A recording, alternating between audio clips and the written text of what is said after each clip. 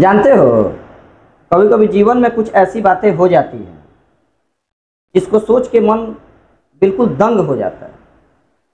जीवन लंबी है, पूरे जीवन में हर तरह की बातें होती हैं, लेकिन कभी कुछ ऐसा हो जाता है जिसको सोचकर मन बहुत दुखी हो जाता है। क्योंकि अगर हम सब किसी पर भरोसा बनाए हैं, वो भी सालों साल से, ये भी जानते हो कि वो शेर है, देशभक्त है, दिलेर है, मजबूत है,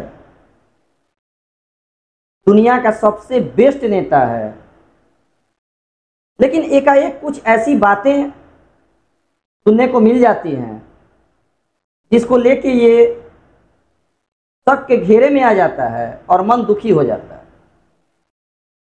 क्योंकि कोई देशभक्त इंसान ऐसा नहीं कर सकता।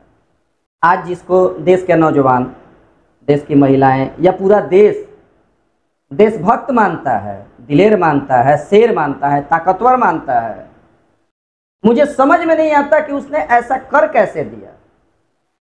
मेरे बोलने का मतलब ये कि इस समय नरेंद्र सरेंडर चल रहा है। मतलब कि राहुल गांधी ने बताया कि ट्रंप का फोन आया और इसने पूछा, मोदी जी क्या हाल है? नरेंद्र सरेंडर। ये चर्चा अभी पूरा देश में है और इस बात को लेकर पूरा देश मोदी जी के बारे में क्या सोचता होगा, उनकी देशभक्ति के बारे में क्या सोचता होगा, यही सब बातें मैं सोच रहा हूं। क्योंकि इन्होंने मात्र 3-4 दिन में ही एक फोन से युद्ध रोक दिया।